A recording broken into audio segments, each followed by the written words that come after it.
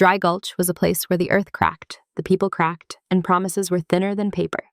The wind blowing through the tin roof created a rough rhythm, enough for a girl with nothing in her hands but her memory and a few pieces of scrap metal to come up with her own sound. She sawed old wood into a resonator, braided scrap wire to dampen vibrations, and attached a bellows to the harmonium so the music would pound from her chest to her back like a sledgehammer. Every night, the blue cactus floor shook to the beat. Gold diggers clinked glasses, stomped their heels, and shouted. But that night was different. The saloon door swung open and the wind blew in dust along with the group of black-robed men. Dre Cole walked up to the counter, not smiling, not saying hello, just standing there listening. When the song reached the wind-cut stone part, he signaled for a stop, then walked straight to the table. "Where is this sound coming from?" Dre asked, his voice smelling of silver and tobacco. "Make it. Don't take it from anyone," the girl replied, her eyes not averting. "Come with me. I have a big stage, a Santa Aurelia line, a spotlight, and a real cheer. What you create will go further than the drunks in this dusty town." "Write it down on paper if you want," she said. "My name is on the contract. No name, no music." He glanced at the show organizer, lifted his chin. "Get the paper ready. A subcontract. Sign it tonight." A subcontract was placed on the table. Pen, ink, wax seal, he said without lowering his voice. "Just hand over the sound design. In return, you get a big poster. Simple." "Not simple," she put her hands on the table. "I need a name. Clear, no ambiguity. If it's my music, it bears my name. You can sing, you can perform, you can enjoy, but the credit must be serious." Dre stared for a few seconds, then let out a short laugh, half sarcastically, half conceding. "That's tough. Okay, I want a name. I have a name. But listen carefully." He leaned down close to her ear, his voice low. "The world doesn't care who comes up with it. They only care who's on stage. Don't forget that." She took a half step back and answered bluntly. "Then write down your name. The stage person can be replaced. The beatmaker can't be." Dre was silent for a moment, then picked up the pen and signed. When the red wax seal was pressed onto the edge of the paper, the atmosphere changed. An agreement was made, but everyone sensed a faint scent of gunpowder behind it. Before leaving the saloon, Dre paused, saying the last sentence. "The Santa Aurelia line isn't like Dry Gulch. Out there, the rules are made by the strong. If you want to play, don't be nervous. And don't ask for too much." She didn't blink. "I only ask for what's mine." He looked at her one last time, his smile faint and unreadable. "Be careful with names. In the West, someone always wants to erase someone's name." The saloon door closed. The wind outside was still howling, but the rhythm in her heart had changed.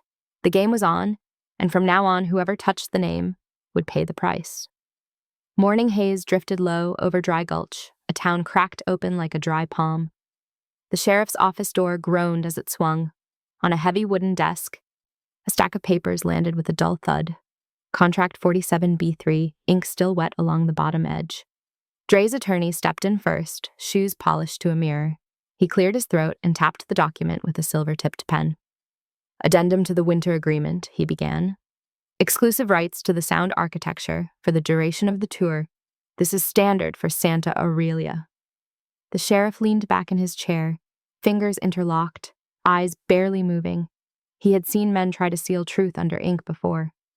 The attorney continued, tapping the next line. "Non-disclosure of the origin of said techniques purely to avoid derailing the creative narrative. Credits will be addressed later via a private confirmation letter. The sheriff's seal here will guarantee its enforceability, and the kind that only happens when everyone in the room knows exactly what game is being played." Dre stood near the window, half smiling at the dusty street outside. She pulled the paper closer, reading every line without blinking. "Exclusive is temporary," she said quietly. "But credits must be immediate. On posters, flyers, press sheets, wax discs, anything connected to the tour. This non-disclosure line is a gag order, not protection." The attorney smirked. "This region runs on stories. The audience buys the rivalry tale, not a notebook of technical diagrams. Your name will be honored. In due time." "Names don't come with an expiration date." Her finger pressed down on the offending phrase. "Remove it, or add a clause that guarantees credit now, in writing." The attorney leaned forward, shoulders squared. You really think you're in a position to bargain? Out here, the one who draws the crowd sets the terms. Your rhythm is good? No argument. But the one on stage is Dre. And the one who decides the wording is the person who built the sound. The sheriff finally tapped his nail 3 times against the desk, like a drummer counting in. Pass the pen, he said. Dre glanced over. Sheriff, this is civil. A town hearing is held whenever someone tries to bury a name on paper, the sheriff cut in. The law is thin here, but we still face each other in the street. The pen slid across the wood. She wrote clearly, firmly. Credits required. Sound architecture by Ye Kane on all related media under contract 47B. She underlined required, then pushed it forward. The attorney exhaled through his nose. You want required here, he said. Then you'll accept required somewhere else. That means the non-disclosure stays. The tour demands it. The tour doesn't outrank the origin. Add this. Non-disclosure does not apply to crediting the creator of the sound architecture. Dre unfolded his arms. No. The word hit the room like iron. The sheriff turned to him. Sign or don't. Either way, this town remembers who tried to erase who. More silence, more staring. Then the attorney picked up the pen again. Ink scratched the page. The clause was added. The sheriff slammed down his seal, the red mark blooming like a bruise. Dre lifted the paper, studying the line through the sunlight, voice low. You do realize, he said, outside this dusty speck, that little seal of yours won't hold back a bigger story. Stories can run, she replied, but my name runs with it. The sheriff wrapped the sealed copy with twine and waxed it shut. This is your spine, he told her. The rest, go build the muscle on the road. Outside, crewmen hauled crates of equipment to the tour wagon. By the wheel, a smaller crate sat open, fresh wax discs inside, untouched, ready. Dre climbed the wagon and tossed one last line over his shoulder. Don't forget, crowds never ask who invented anything. They only chant the name in front of them. She answered without raising her voice. Then they'll read mine. The wagon rolled out. Dust lifted like smoke. Children ran after it, shouting Dre's name down the street. In her hand, the wax-sealed contract warmed against her palm. In Dry Gulch, many things could be stolen, but a name would not be one of them. And if someone tried, the paper would speak first. If not, steel would. Santa Aurelia burned bright that week. Brass bands blared on street corners. Paperboys yelled headlines, and every wall from the train depot to the betting hall carried the same poster. Dre Cole, wind-cut stone, one name, one face, one voice, not a second credit anywhere, not even a trace. She stood in front of a poster freshly glued to a timber post, staring at it long enough for the paste to dry. A nearby promoter, arms full of rolled prints, sneered as he passed. Pretty, ain't it? That's what a real star looks like. She didn't answer. The poster flapped once in the wind, like it was laughing. Inside the Santa Aurelia law office, the walls smelled of chalk dust and stale tobacco. A clerk flipped through drawers, avoiding eye contact. Show me the original 47B3, she demanded. The clerk's voice wavered. The version you signed has supplemental attachments. They're not part of the release copy. Release the real one, she said, or bring me the man hiding it. I can't. The union approved those attachments. Even the judge in this district. She slammed her hand down on the desk, rattling the inkwells. Say it straight. Who ordered the attachments put into my contract? The clerk swallowed hard, then whispered the name she already knew. Union of Stages and Press. They said it would protect the narrative. Her voice sharpened. The narrative they're paid to sell, or the truth they're paid to bury? The clerk had no answer. That night, Blue Cactus was packed. Dre's new wax disc spun on the phonograph, and the crowd stomped along to rhythms she had built from splinters, rope, and iron. But on the label, under the song title, the words read, Sound Innovation by Dre Cole. No mention of her, not even a footnote. She walked toward the back room, jaw tight. One of the promoters stepped into her path, reeking of bourbon and cheap cologne. Listen, he drawled, this is business. Your little gadgets and tricks, they help, sure, but a name has to be marketable. Dre sells. You don't. Simple math. She stared at him, unblinking. "If you touch one more word that isn't yours," she said, "I'll change the math." The promoter opened his mouth to laugh, but her fist struck first, snapping his grin sideways. The saloon fell silent. She walked out the back door into the alley, breathing cold night air that tasted like iron. The quiet didn't last. A metallic click echoed in the darkness, the sound of a hammer being drawn back, then another, then a third. She didn't run. She listened. To the alley, to the boots scraping grit, to her own heartbeat counting distance. 3 men, close, 2 flanking, 1 ahead. A voice came from the dark. "Union sends its regards. You should have stayed small," she replied without fear. "Tell the Union they aimed at the wrong musician." A flash burst from the shadows. The shot split brick, but she was already moving. She dropped low, rolled, and fired 2 clean rounds. One body collapsed into crates with a gasp, while the other 2 scattered, boots slapping the stone as they fled. She walked to the fallen man and turned him over. In his coat she found it, a stamped badge of the Union of Stages and Press. Tucked beside a payout stub, not thugs, not rivals, Union enforcers. The realization landed heavy. This wasn't Dre alone. This was machinery. A whole system built to erase anyone who made the music but didn't fit the poster. She looked up at the sky, now ash-dark and moonless. Santa Aurelia roared with music that carried her fingerprints, her breath, her invention, yet chanted another man's name. She holstered her revolver. The posters, the lies, the contracts, the gunmen in alleys. Fine. If the Union wanted a story, she would write the final chapter herself, but not on their paper, and not with their pen. The rain hit Santa Aurelia in broken sheets that night, drumming on tin rooftops and washing the dust from the main road. She waited under the awning of the telegraph station, coat dripping, knuckles still sore from the alley fight. The telegraph girl approached, young, eyes wide with fear, clutching a cloth-wrapped cylinder to her chest. "They'll come looking for this," the girl whispered. "I shouldn't have taken it.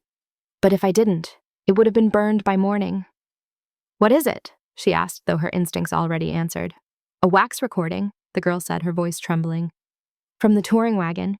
I heard them play it, and I thought you should hear it before it's gone." Before she could reply, the girl pressed the cylinder into her hands and fled into the rain without another word.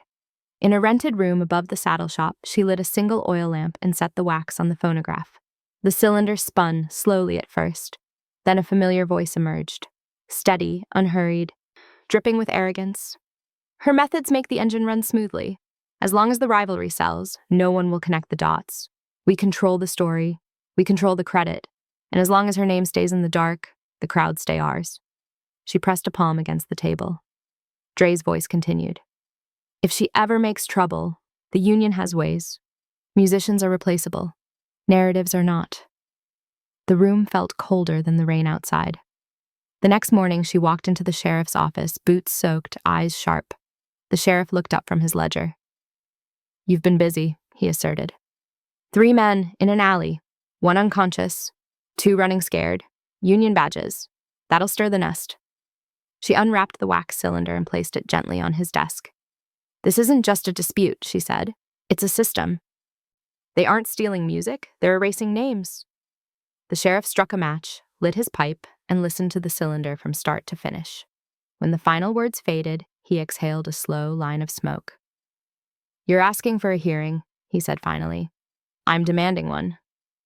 A hearing town means the judge, means the Union will be watching, means Dre will show, and he won't show up alone.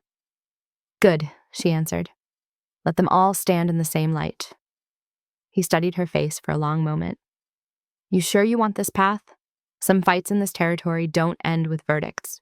They end with blood." She didn't flinch. "My name is on the line." The sheriff nodded once, slammed his palm on the desk, and shouted toward the front room. "Post the notice! Hearing at daybreak, behind the blue cactus, town circle. Public audience." Then he leaned forward and lowered his voice. "You'll have 1 chance. 1. If your proof holds, the judge can strike the gag clause. But if they twist it, if they sway the crowd, you'll lose more than credit." She met his stare. "Then I won't let them twist it." He pushed the wax back into her hands. "Keep it close," he warned. "And keep your revolver closer." By sundown, news had already spread across Santa Aurelia. A town hears, a scandal, a feud, a reckoning. Men whisper under balconies. Women lean out of windows. The union tightened its circle. Dre's entourage doubled their guards.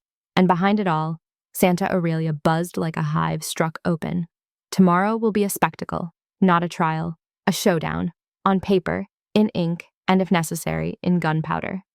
She headed back through the muddy street, coat whipping in the wind. Behind her, the saloon windows glowed warm with music that wasn't credited to her. Not yet. She whispered to herself, calm and cold, tomorrow, the story changes. And for the first time, the storm in her chest felt quieter than the rain at daybreak. Santa Aurelia gathered like vultures to a fresh scent. Behind the blue cactus, the old horse barn had been cleared, hay swept aside, barrels stacked into makeshift seats, ropes tied to posts forming a rough circle. A crooked plank table stood in the center. That was the court. No marble, no bench, just dust, rope, and a town hungry for spectacle. The sheriff stood with arms crossed. The traveling judge, an older man with a limp and a battered hat, leaned on his cane beside him. By the time she stepped into the ring, the crowd had already split into two currents, those loyal to Dre's fame and those loyal to fairness, or at least to drama. Dre arrived last. He didn't hide. He walked straight into the circle, cloak sharp, boots polished, hands bare to show confidence. His entourage stayed a step behind him like silent shadows. When he stopped across from her, their eyes met without a word. The judge raised a hand.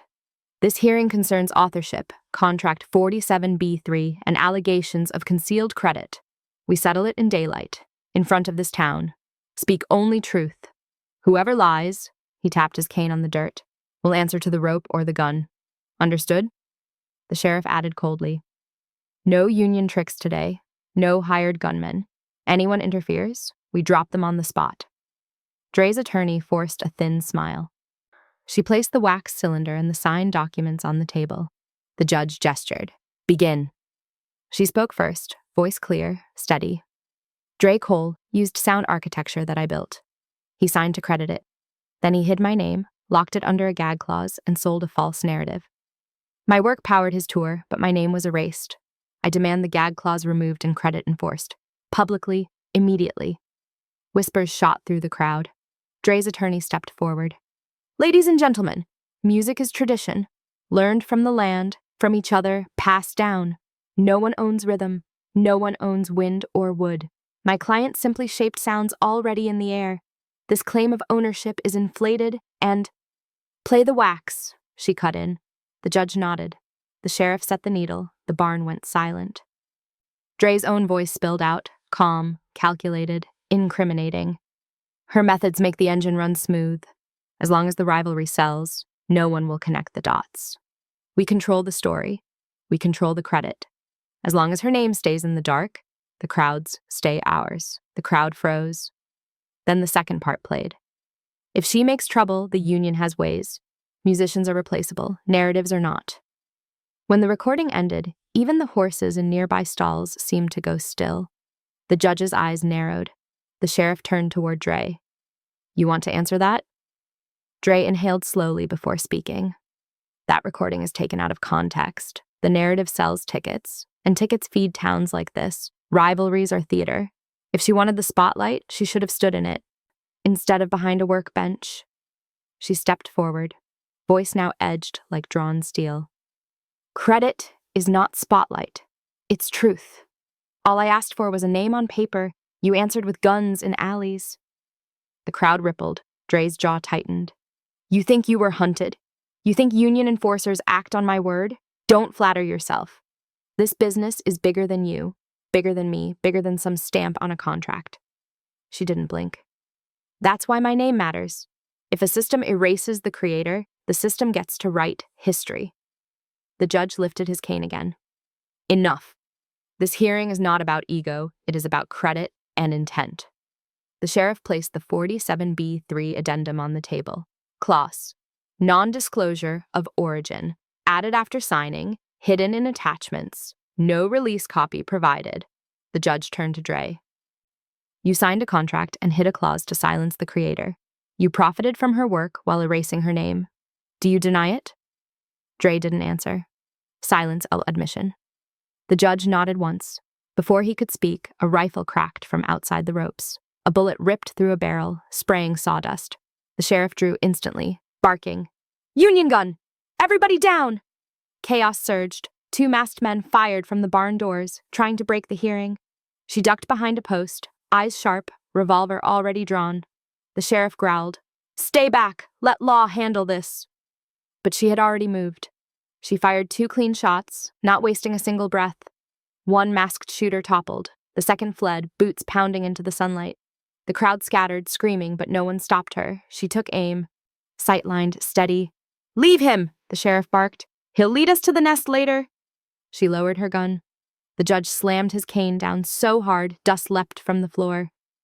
"This hearing stands," he declared, "and I'm ready to give the final word." All eyes returned to him. Dre stared at the dirt, breathing hard. The judge spoke like a hammer.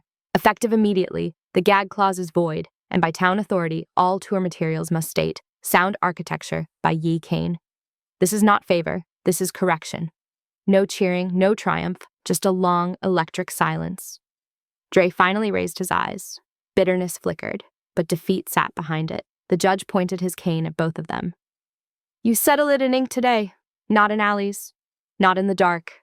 Sign, or this town walks away from your tour entirely. And the Union loses its foothold here." The crossroads had arrived, not of bullets, but of signatures and truth. The barn waited for the pen to move. The barn emptied slow, like a saloon after the last bell. Word of the ruling spread faster than dust on an open road. But Santa Aurelia did not relax. Not for a second. A wounded beast is louder than a dead one, and the Union was wounded. By sundown, the streets hummed with a different tension. No celebration, no applause. Just eyes watching corners, waiting for the retaliation everyone knew was coming. She didn't wait for it. She went straight to the Union's temporary office near the telegraph line, where clerks stuffed ledgers and payout sheets into crates, rushing to get ahead of the scandal.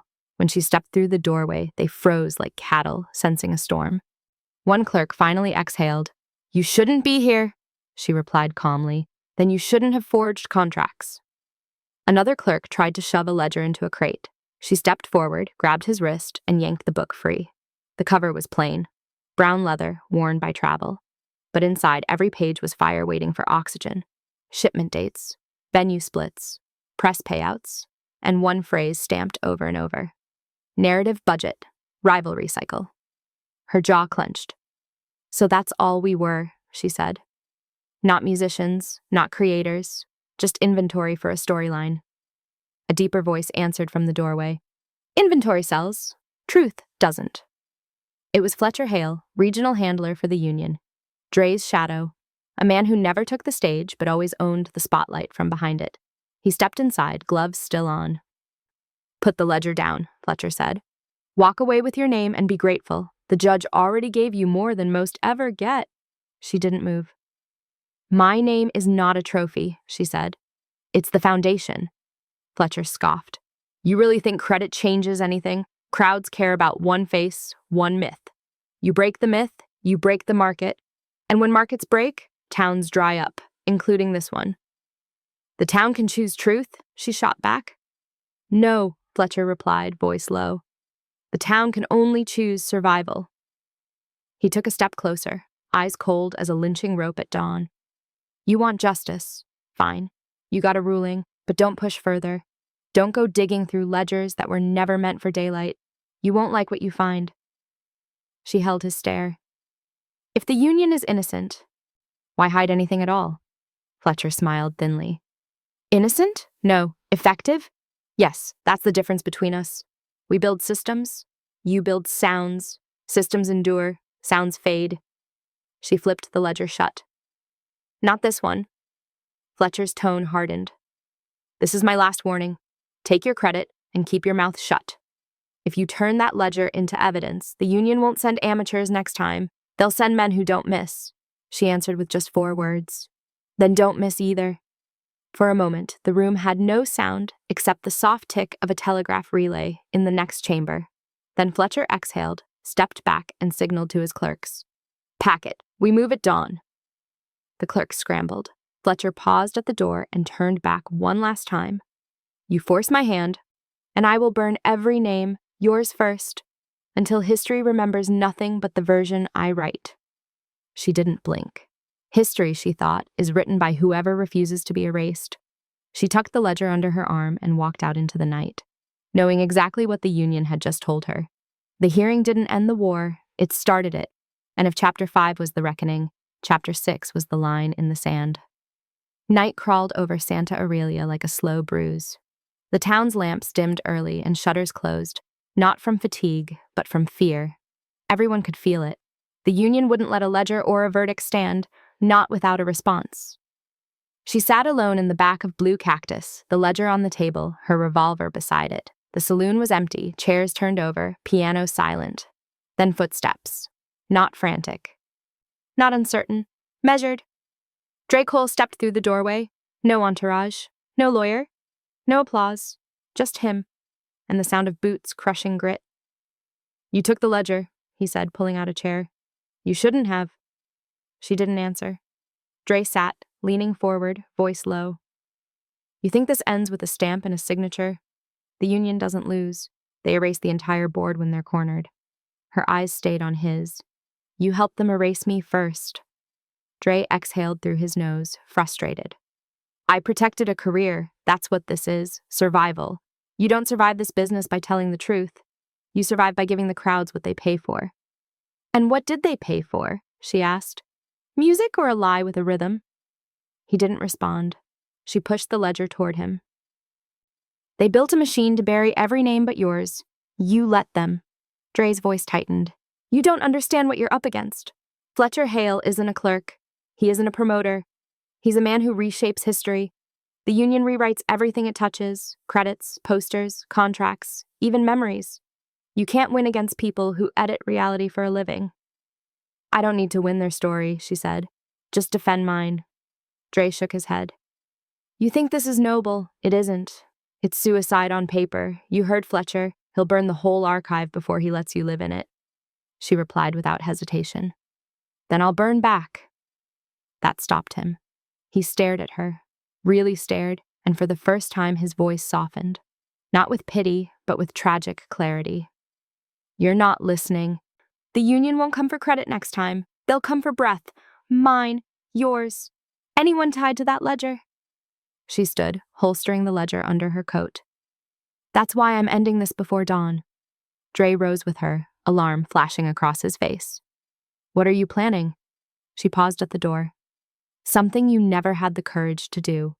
Tell the truth in front of everyone and let it hit louder than any gunshot. Dre grabbed her arm. They won't allow a sunrise hearing. They'll kill the town before they let you speak again. She pulled her arm free. Then tell them to aim steady. Her boots echoed through the empty saloon as she left. Dre stayed behind, alone in the half-light, breathing the weight of consequences he helped create. From the balcony outside, the sheriff's voice drifted down. You ready for this? He asked her quietly. Union riders were spotted at the North Ridge. 12 at least. She didn't slow her stride. Tell the judge, she replied. We do it at sunrise. Public, no walls, no roof. If they want to silence a name, they'll have to do it in front of the whole damn town. The sheriff nodded once. No more warnings, no more advice. He stepped aside. She looked at the dark horizon, where the first line of dawn would soon cut across the sand. One chapter left, one sunrise, one truth. Tomorrow would not be a hearing. It would be a reckoning. And when the sun rose over Santa Aurelia, either her name would stand, or the Union would. Nothing in between. Dawn crept in pale and cold. Santa Aurelia gathered in the open square. No roof, no ropes. No walls, just a crowd and a horizon split by the rising sun. The judge stood at a simple crate podium. The sheriff and his deputy flanked him, rifles strapped and eyes scanning rooftops. She stepped forward with the ledger under her arm, boots sinking slightly into sand, still wet from last night's rain. Across from her, Fletcher Hale, and a half circle of Union riders approached, their silhouettes hard against the light.